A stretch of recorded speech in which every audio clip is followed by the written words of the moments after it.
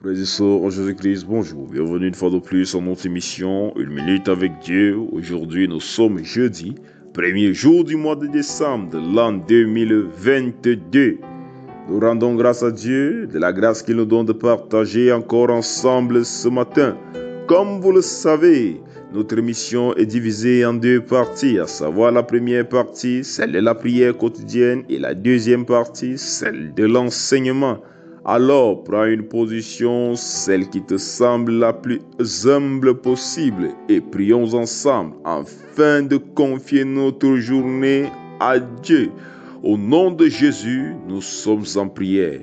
Dieu vivant, Dieu très haut, Dieu d'Abraham, Dieu d'Isaac, Dieu de Jacob, Éternel puissant, nous venons devant ta face dans le nom de Jésus-Christ.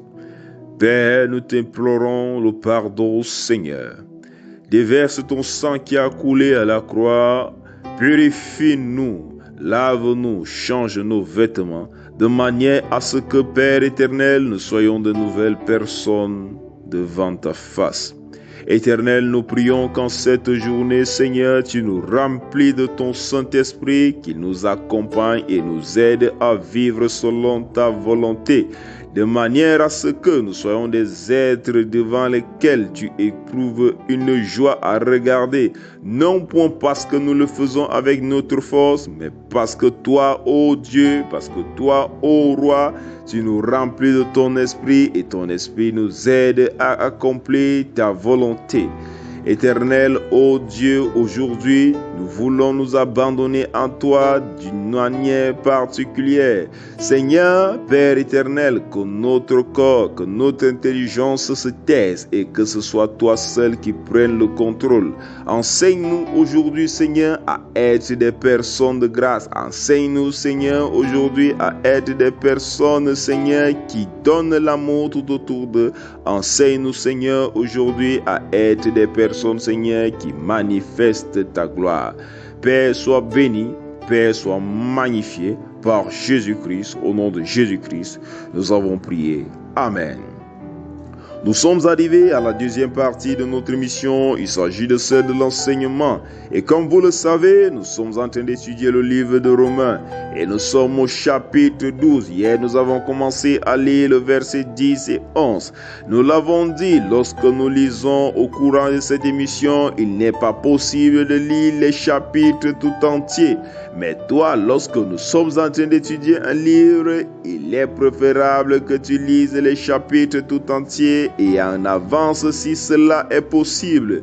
Nous sommes au chapitre 12, alors tu devrais déjà avoir fini de lire le chapitre 12 et en commencer et même fini de lire le chapitre 13 de manière à ce que lorsque nous entrons au chapitre 13, tu aies déjà tout lu. De cette manière, tu comprendras mieux.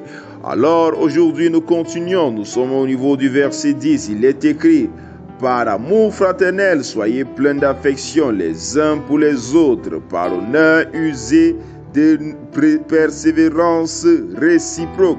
La Bible ici nous invite à vivre un amour fraternel et je voudrais que tu te rappelles encore d'une chose. Le Seigneur Jésus a dit quelque chose. Le Seigneur Jésus a dit: aimez-vous les uns les autres, en cela on reconnaîtra que vous êtes mes disciples. L'amour est le sentiment par excellence auquel nous reconnaissons que nous sommes disciples de Dieu. C'est pourquoi le livre de 1 Jean va dire que celui qui dit qu'il aime Dieu et qu'il n'aime pas son frère, celui-là est un menteur. Celui qui dit qu'il connaît Dieu et qui n'a pas d'amour en lui n'a pas encore connu Dieu. Également ta vie, l'amour doit être pour toi une balance. Lorsque tu vis, tu dois faire l'effort de manifester l'amour tout autour de toi. Et cet amour ne doit pas être manifesté uniquement à des personnes qui t'aiment également. Tu dois manifester cet amour envers tes frères, envers tes amis, envers ceux qui ne t'aiment pas, envers ceux qui te considèrent comme étant l'ennemi. Ce n'est pas parce qu'une personne ne t'aime pas, ce n'est pas parce qu'une personne se comporte avec toi comme un ennemi, c'est pour cela que toi aussi tu dois te comporter avec lui comme un ennemi. Non, tu n'es pas comme lui parce que tu as les sentiments qui sont en Christ. C'est ce que le verset 16 va nous dire. Le verset 16 va nous dire, ayez les mêmes sentiments les uns envers les autres. N'aspirez pas à ce qui est élevé, mais laissez-vous attirer par ce qui est humble. Ne soyez point sages à vos propres yeux.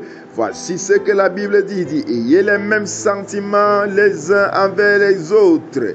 La Bible aimerait que tu aies toujours un sentiment d'amour, que tu aies le sentiment. Lorsqu'on dit ayez les mêmes sentiments les uns envers les autres, cela ne signifie pas qu'il faut avoir un sentiment de haine pour celui qui a de la haine pour toi. Il faut avoir un sentiment d'amour pour celui qui a de l'amour pour toi. Non, mais cela signifie que tu dois avoir le même sentiment d'amour envers quiconque est devant toi, et tu dois également œuvrer pour que cette personne soit sauvée et qu'il ait un même sentiment, qu'il ait également ces sentiments d'amour. C'est pourquoi lorsque nous avons lu tout à l'heure le verset 10, on a dit user de la persévérance. La persévérance, cela signifie que lorsque tu es en société, lorsque tu es en famille, tu dois persévérer dans l'amour. Il y a des personnes qui disent qu'ils vivent l'amour, mais à la première tentation, à la première occasion de vivre la haine, il se laisse et il va commencer à dire, il va utiliser comme excuse: moi je ne me fâche pas, j'aime tout le monde, mais si tu veux que je te déteste, je veux te détester. C'est souvent des phrases que nous utilisons, mais la Bible nous dit usez de persévérance, usez de persévérance. Cela signifie que tu sais que ce qui est en toi, celui qui est en toi, c'est l'Esprit de Dieu qui est en toi, et l'Esprit de Dieu est un Dieu d'amour, est un esprit d'amour. Alors même si la personne, même si autre société, même si dans ta famille, même si dans ton entourage, les gens veulent t'inciter à la haine, même si tout le monde manifeste la haine,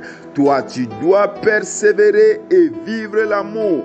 L'amour, c'est le sentiment par excellence dans lequel le Saint-Esprit se sent le plus à l'aise. Lorsque tu vis une vie charitable, lorsque tu vis une vie de fraternité, lorsque tu vis une vie de persévérance dans l'amour, tu vas mettre le Saint-Esprit dans les meilleures conditions. Et lorsque tu vas le faire, peut-être au commencement, tu auras comme l'impression que tu le fais avec tes forces. Mais comme je le dis tous les jours, ce n'est pas avec tes forces que tu peux y parvenir. Tu dois juste avoir une volonté. Il faut avoir une volonté au profond de toi et entrer dans la prière. Appeler le Saint-Esprit, inviter le Saint-Esprit dans ta vie et présenter la situation. Alors au début, tu auras comme l'impression que c'est toi qui forces, mais avec le temps, tu verras le Saint-Esprit aura pris total contrôle et tu vivras une vie d'amour. J'aime le verset 21. Le verset 21 dit: ne te laisse pas vaincre par le mal, mais surmonte le mal par le bien.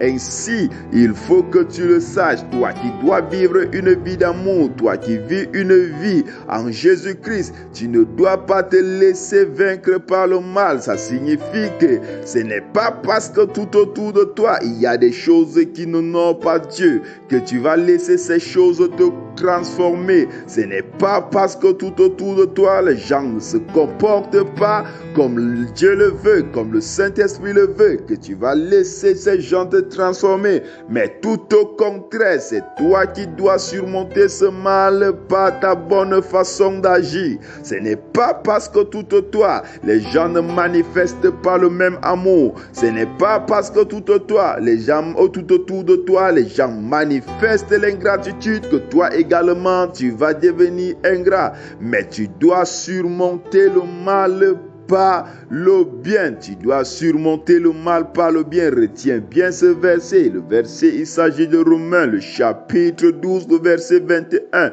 Ne te laisse pas vaincre par le mal, mais surmonte toujours le mal Parle bien, que Dieu te bénisse. Nous allons continuer prochainement. Demain, c'est la journée de prière. Demain, c'est vendredi. C'est notre journée de prière, de visitation, de délivrance. À demain, s'il plaît à Dieu. Shalom, shalom, shalom.